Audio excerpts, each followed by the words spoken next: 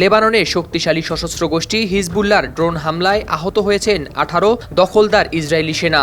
এর মধ্যে একজনের অবস্থা আশঙ্কাজনক। 30 জুন রোববার এই হামলা হয়েছে বলে জানিয়েছে ইসরায়েলি প্রতিরক্ষা বাহিনী আইডিএফ। রোববার বিকেলে গ্যালিলি এবং উত্তর গোলানে একাধিক ড্রোন পাঠায় হিজবুল্লাহ। এর মধ্যে বিস্ফোরক বোঝাই একটি ড্রোন মেরোম গোলান অঞ্চলে আঘাত হানলে আহত হন 18 সেনা। আহতদের মধ্যে একজনের অবস্থা বেশ গুরুতর হলেও বাকিদের অবস্থা ভালো বলে দাবি আইডিএফের।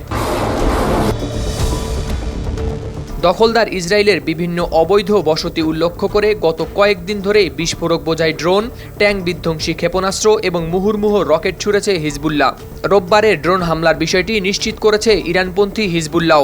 তারা জানিয়েছে এদিন সকালে লেবাননে ইসরায়েলি বাহিনী যে হামলা চালিয়েছে সেটির জবাব দিতেই বিস্ফোরক বোঝাই ড্রোন দিয়ে ইসরায়েলি সেনাবাহিনীর একটি অবকাঠামোতে চালানো হয়েছে হামলা।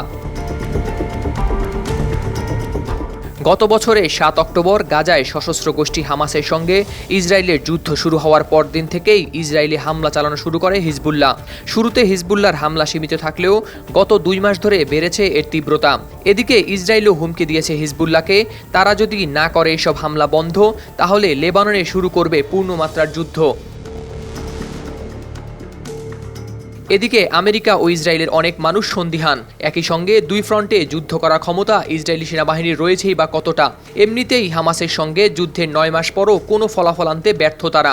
আর হিজবুল্লাহ সামরিক, সাংগঠনিক ও রাজনৈতিক দিক দিয়ে হামাসের চেয়ে বহুগুণ পারদর্শী। তার উপর ইরান ও রাশিয়ার কাছ থেকে প্রচুর পরিমাণে আধুনিক অস্ত্র পেয়েছে ও পাচ্ছে তারা। প্রকাশিত বিভিন্ন গবেষণা প্রতিবেদন থেকে ধারণা পাওয়া যায় হিজবুল্লাহর হাতে এখন রয়েছে 1,20,000 থেকে 2 লাখ স্বল্প পাল্লার গাইডেড ক্ষেপণাস্ত্র ও দূরপাল্লার রকেট। সেই সঙ্গে রয়েছে ট্যাঙ্ক বিধ্বংসী রকেট এবং ইরানের কাছ থেকে পাওয়া সামরিক ড্রোন। পশ্চিমা বিশ্বের অনেক বিশেষজ্ঞ মনে করেন ইসরায়েল জুড়ে সামরিক বেসামরিক স্থাপনায় বড় ধরনের আঘাত করার ক্ষমতা অর্জন করেছে হিজবুল্লাহ। বিপুল সংখ্যায় রকেট, ড্রোন ও ক্ষেপণাস্ত্র ছুড়ে ইসরায়েলের আয়রন ড্রোম প্রতিরক্ষা ব্যবস্থাকেও অকার্যকর করতে সক্ষম তারা। তাছাড়া যুদ্ধ বাতলে পাহাড়, গুহা, বনাঞ্চলে আবৃত দক্ষিণ লেবাননের ভৌগোলিক চরিত্রও সুবিধা দেবে হিজবুল্লাহকে।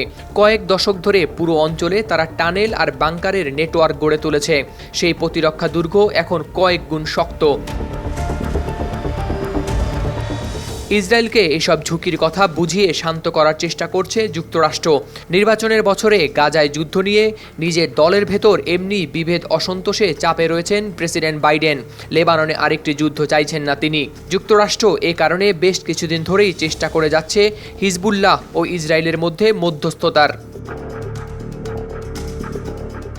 হাওলাদার শামীম, RTV।